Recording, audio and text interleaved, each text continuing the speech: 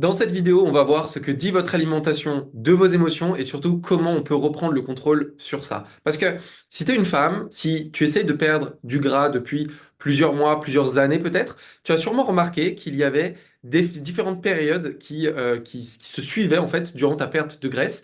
Tu as sûrement remarqué qu'il y avait des moments où c'était facile de suivre un régime, que c'était facile de trouver la motivation, que c'était facile de trouver l'énergie de faire du sport, de cuisiner, de faire attention à ce que tu manges. Et à l'inverse, tu as sûrement remarqué qu'il y avait des périodes où c'était hyper difficile de suivre ça correctement. Que c'était des périodes durant lesquelles tu avais du mal à te motiver, tu avais du mal à te lever le matin pour faire ta séance de sport si tu le fais le matin, tu avais du mal à mettre les baskets le soir en rentrant du boulot, que tu avais du mal à bien manger, que l'envie d'aller chercher le carreau de chocolat, le grignotage, le dessert était plus forte, que l'envie de te faire livrer était plus forte aussi. Eh bien, c'est hyper intéressant de comprendre quel est le vrai rôle de tes émotions dans ta perte de graisse et surtout comment est-ce que tu peux remédier à ça. Ce que j'aimerais que tu comprennes dans un premier temps, c'est que les émotions ne vont pas directement te faire prendre du poids. C'est pas, ça veut pas dire que les émotions n'ont pas d'impact, hein, attention. Mais les émotions ne vont pas te faire directement prendre du poids. C'est-à-dire que c'est pas parce que tu es fatigué, que tu es de mauvaise humeur, que tu es en colère, que tu es triste, que tu te sens moins épanoui, que tu te sens vide, que automatiquement tu grossis. C'est que des choses que j'entends souvent. J'entends souvent, ah, dès que je me sens pas bien, je grossis directement. J'ai à peine besoin de regarder le croissant au chocolat que hop, tout de suite j'ai pris 1 kilo. Non, ça marche pas comme ça. Ça marche pas comme ça, malheureusement. Ou heureusement d'ailleurs, hein, c'est pas directement lié à mes émotions. Malheureusement aussi, hein, dans le sens où c'est pas parce que je suis heureuse que tout de suite je vais maigrir automatiquement. Non. Par contre, il y a un vrai lien. Donc, tu t'es pas trompé si tu t'es rendu compte qu'il y avait des périodes où, quand ça allait moins bien dans ta vie, ça allait moins bien sur la balance et dans ta silhouette. Tu t'es pas trompé. Mais c'est un lien indirect. C'est-à-dire, je me sens moins bien, donc je fais de moins bonnes actions, donc je prends du poids. Et c'est pas je me sens moins bien, je prends du poids. C'est aussi dans le concret et dans le réel.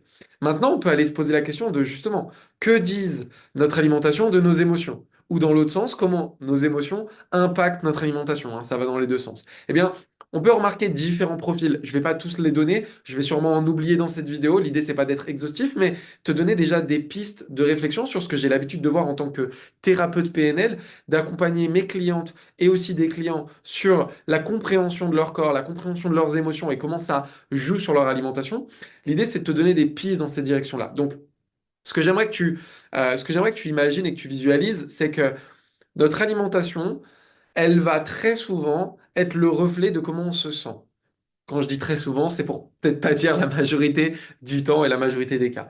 En fait, quand je me sens bien dans ma vie, quand je fais des choses que j'aime, que j'ai l'impression d'être à ma place, que j'ai l'impression que tout me réussit, que j'ai l'impression d'être au bon endroit, eh bien, ça va être facile de manger des bons aliments, de prendre de temps pour faire du sport, de prendre du temps pour moi. Ça va bien se passer. Et à l'inverse, quand je vais quand je vais me sentir moins épanoui, quand j'ai l'impression de ne pas faire ce que j'aime au quotidien, quand j'ai l'impression, et tu vas voir, les mots ont un sens et reflètent bien ce que l'on vit, hein, quand j'ai l'impression que mes activités du quotidien, mon travail, mon couple ne me nourrit plus ou ne me nourrit pas, quand j'ai l'impression de me sentir vide et que j'ai besoin du coup de me remplir, eh bien, dans ces périodes-là, je vais avoir tendance à surconsommer, donc à manger plus en quantité, à manger aussi des aliments qui vont plutôt tout de suite m'apporter du réconfort, juste parce que je suis pas heureux dans ma vie. Et moi, je l'ai remarqué, alors bien sûr, déjà, je l'ai remarqué en coaching chez des centaines de clients et de clientes, mais personnellement, en fait, je le vois au quotidien dans ma vie. Les moments où j'ai l'impression que tout me réussit, que je suis épanoui, que je suis au bon endroit, que je fais les activités que j'aime, que ça se passe bien dans mon couple, dans ma famille, dans mes amis, dans ma vie, et ben, c'est des périodes où je n'ai pas besoin d'aller manger du dessert, du sucré. Notamment, moi, je suis très attiré par le sucré dans ces moments-là. Et ben, au quotidien, quand j'ai une bonne vie normale, que tout va bien, que je suis bien à ma place, que je suis épanoui, j'ai pas besoin d'aller me jeter sur une alimentation très sucrée, très riche en chocolat, très réconfortante. En fait, je me rends compte dans ces périodes-là, au contraire, que j'ai envie de manger simple, que j'ai pas besoin de trop manger, qu'une fois que j'ai fini mon repas, ça me suffit. J'ai plus faim en fait. J'ai juste envie de passer à autre chose et d'aller faire des activités qui me plaisent. À l'inverse, à partir du moment où je suis un peu plus triste, où je me sens un peu moins bien dans ma vie, et ben c'est aussi les moments où je vais avoir tendance à mal manger, où je vais avoir tendance à avoir envie de me faire plaisir dans l'alimentation. C'est un peu comme un réconfort. Ça sert, en fait, ça vient comme un réconfort tout simplement, hein. C'est quelque chose, par exemple, que je peux voir dans le sport. Alors ça va peut-être pas parler à tout le monde, mais moi, c'est des endroits où je le vois. Je fais énormément de sport parce que j'adore ça, notamment des sports de combat. Je m'entraîne quasiment tous les jours. Je m'entraîne, ouais, quasiment tous les jours. Et les jours où je me blesse, parce que ça arrive, hein, quand on fait des sports de combat, on prend des coups, on se blesse. Et ben, les périodes où je me blesse et que pendant 2, 3 jours, je peux pas m'entraîner, généralement, le premier jour où je suis blessé et que j'ai mal et que je peux pas aller m'entraîner, c'est généralement une journée où je vais manger de la nourriture que j'aurais pas mangé d'habitude, où je vais manger plutôt de la malbouffe, où je vais me faire livrer quelque chose, où je vais manger un truc gras, sucré, facile à manger, réconfortant, parce que bah, ça vient un peu me réconforter. Vraiment, je pense que c'est le bon terme, c'est le réconfort. Des fois, ton alimentation, si tu as une alimentation très réconfortante, bah, c'est corrélé avec je me sens pas bien dans ma vie, je suis pas heureux, j'ai l'impression que j'ai pas la vie que je mérite ou que c'est pas juste ce qui m'arrive. Là, ça va être un premier exemple de ce que mon alimentation vient dire sur mes émotions et comment je me sens. Un deuxième exemple que je retrouve souvent et dans ma vie et dans la vie de mes clients et mes clientes, c'est les moments où je suis très fatigué. Par exemple, il suffit que je sois fatigué parce que je me suis entraîné très dur pendant quelques jours, parce que j'ai moins bien dormi, parce que je suis malade aussi. Les périodes où on est malade, on est fatigué, et ben on va avoir envie d'une alimentation très sucrée, très dense en énergie, très grasse aussi, très riche en énergie, parce qu'on a besoin de plus d'énergie. Donc on est fatigué. Mais généralement, c'est aussi les moments où on veut se forcer à faire quelque chose. C'est-à-dire, je suis fatigué, mais j'ai prévu ou juste j'ai pas le choix. En fait, je travaille, j'ai pas le choix. J'ai une journée remplie, il faut que j'aille au bout de ma journée. Et ben, je vais avoir tendance à grignoter dans la journée, à avoir des bonbons, du chocolat, des choses qui vont me donner de l'énergie pour pouvoir terminer ma journée. Ok? Je pense que tu peux déjà t'imaginer dans ta vie des moments où tu te retrouves dans ces différents schémas-là. Ce que tu peux retrouver d'autre également, c'est une alimentation une alimentation qui vient anticiper un inconfort. Donc ça, c'est un troisième modèle que je vois souvent, c'est j'anticipe une douleur. Je sais que ce soir, par exemple, j'ai une discussion difficile à avoir. Je sais que demain, j'ai une réunion avec mon patron et j'ai peur que ça se passe mal. Je sais que j'ai telle chose qui me fait peur et que j'anticipe comme négatif. Et ben, en anticipation de ça, je vais me réconforter d'avance et je vais anticiper avec du sucré, une mauvaise alimentation, etc. Et donc, du coup, tu peux te rendre compte que ton alimentation est très liée à comment tu te sens. D'ailleurs, on parle d'alimentation, mais ça marche aussi avec l'alcool, ça marche aussi avec la drogue, ça marche aussi avec d'autres types d'addictions, on pourrait dire, hein, parce que l'alimentation peut devenir une addiction sous une certaine forme. Et on peut voir ça sous d'autres types d'addictions. J'ai un de mes formateurs qui disait en fait dans un podcast à lui où il disait que il boit quasiment jamais d'alcool. Il aime bien l'alcool, hein, mais il en boit quasiment jamais. Il sent qu'au quotidien, il n'en a pas besoin en fait. Il est heureux, il n'en a pas besoin, il n'a pas de raison d'en prendre.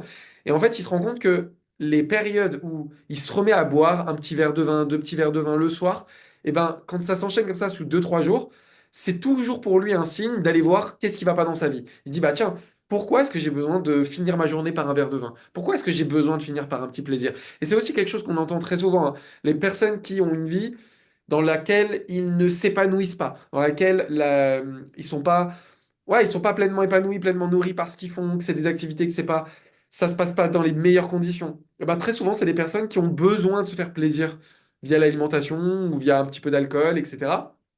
Et quand on va leur dire qu'il faut arrêter sur ces choses-là, que c'est pas bon pour eux, généralement, c'est des personnes qui vont dire oui, mais il faut bien se faire plaisir dans la vie. Et il faut bien se faire plaisir, ça montre bien que j'ai pas d'autre plaisir ailleurs. Et peut-être c'est quelque chose que toi-même tu t'entends dire en fait des fois. Il faut bien se faire plaisir, on n'a qu'une vie, il faut bien vivre. Et ben très souvent on va dire ça quand à côté de ça on n'est pas hyper heureux dans ce qu'on fait, hyper heureux dans ce qu'on vit. Donc, quelles sont les solutions du coup par rapport à ça? Eh ben, les solutions par rapport à ça, elles vont être du coup d'aller travailler sur les causes. Donc, si par exemple mon problème c'est que je suis pas pleinement nourri, épanoui dans ma vie, ok, bah comment est-ce que je peux changer petit à petit ce que je fais? Comment est-ce que je peux enlever des choses qui viennent me fatiguer, me drainer d'énergie? Et comment est-ce que je peux rajouter des choses qui m'épanouissent, qui me font plaisir, qui me rendent heureux? Et petit à petit, en venant changer les activités, l'emploi du temps. Alors, je me dis bien, hein, toi qui es en train d'écouter cette vidéo, tu vas peut-être te dire, oui, mais on peut pas tout changer, on peut pas tout s'empêcher de faire, on peut pas arrêter de faire son boulot, on peut pas, il y a des choses qu'on peut pas changer, on est d'accord. Mais il y a beaucoup de choses qu'on peut changer déjà. Il y a beaucoup de choses qu'on peut changer, et des fois, il suffit d'accepter, de modifier la manière dont on organise sa journée. Par exemple, les heures de boulot, tu vas peut-être pas pouvoir les changer, tu vas peut-être pas pouvoir les changer, hein, factuellement, mais par contre, il y a peut-être possibilité de venir agencer ce que tu fais avant d'aller au boulot, ce que tu fais après aller au boulot, pour ajouter des activités qui te plaisent. Je me souviens d'un coaching avec une cliente à moi qui me dit, je grignote tous les jours et j'arrive pas à m'empêcher de grignoter. Je lui dis, ok, et je lui dis, bah tiens, regardons dans la semaine dernière, est-ce qu'il y a eu un jour où t'as pas grignoté? Elle me dit, oui, il y a eu un jour où j'ai pas grignoté, c'était mardi. Je dis, ok, qu'est-ce qui s'est passé mardi? Il me dit, bah mardi, j'ai fini la journée en allant à mon cours de country et franchement, j'adore ce cours. J'adore cette activité physique. Je passe un bon moment, je suis avec des gens que j'apprécie. Et bah, j'ai pas eu besoin de grignoter.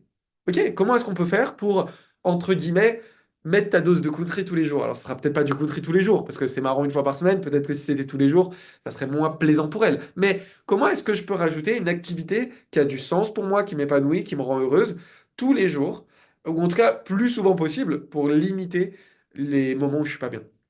Et pour terminer du coup cette vidéo, ce que je t'invite à voir, c'est à visionner, à observer ton alimentation comme un tableau de bord. Tu sais, c'est le tableau de bord de ta voiture. Le tableau de bord de ta voiture, tu vas regarder. Quand il y a un voyant orange ou un voyant rouge, tu t'inquiètes.